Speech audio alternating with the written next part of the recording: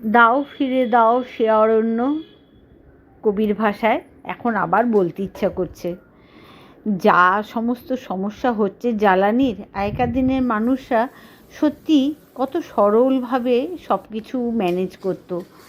কাঠ কয়লায় রান্না, কাঠের জালে রান্না, কয়লায় রান্না। যত দিন গেছে আমরা আধুনিক উপায়গুলোকে নিয়েছি, কিন্তু সমস্যাও বেড়েছে। এই যেমন এখন জ্বলন্ত সমস্যা গ্যাসে। আমি পেটের গ্যাসের কথা বলছি না, রান্নার গ্যাসের কথা বলছি। দেখেছো তো কি অসুবিধা, যুদ্ধের বাজারে গ্যাসের ঠিকমতো জোগান নেই। আমাদের সবারই বাড়িতে কম বেশি সবারই অসুবিধা হচ্ছে। এই রকম অবস্থায় একটা ভালো অপশান কিন্তু ইন্ডাকশান।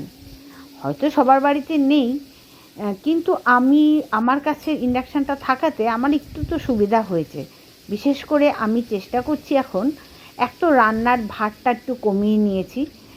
মোটামুটি 1 পট মিল বা নানা রকম ছোটোখাটো জিনিস দিয়ে খাওয়ার চেষ্টা করছি। আর সেকেন্ড হচ্ছে আমি রাত্রের রান্নাটা ইন্ডাকশানে করার চেষ্টা করছি।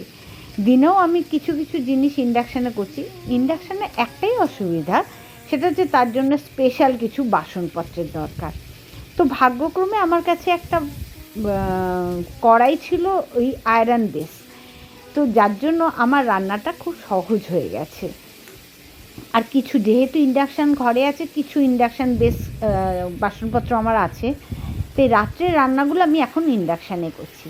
আজকে যেমন করলাম বাটন মাশরুমের চিলি মাশরুম, এটা খুব সুন্দর খেতে। আর আমি আজকে পুরো রান্নাটাই ইন্ডাকশানে করেছি, তোমাদের জন্য দেখালাম। তোমরা গ্যাসের লো ফ্লেমেও এটা করতে পারো, কারণ গ্যাসের সমস্যার জন্য বেশি বেশি গ্যাস তো জ্বালানো যাবে না। এটা কিন্তু খুব কম গ্যাস খরচা করেও রান্না করা যায়। তাই বলছিলাম যে সত্যি পুরোনো দিনগুলোতে রান্না নিয়ে অন্তত এই সমস্যাগুলো তো আমাদের মা বাবাদের ছিল না।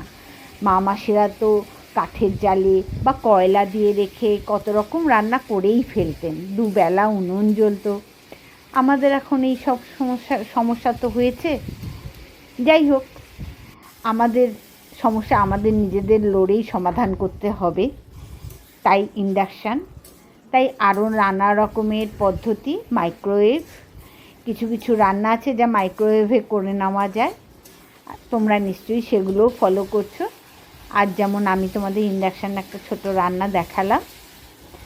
আমার এই গল্পের সঙ্গে রান্না করা রেসিপিগুলো আশা করি তোমাদের ভালো লাগছে।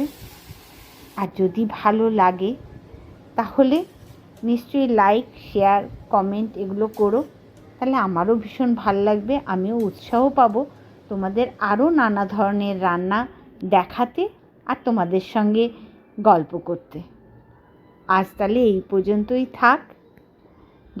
যদি আমার রেসিপিটা ভালো লাগে কমেন্ট বক্সে এসে কিন্তু জানিও। আর অতি অবশ্যই আমার চ্যানেলটা সাবস্ক্রাইব কিন্তু করো। আজ আসি, সবাই ভালো থেকো, সব সমস্যার সমাধান হবেই।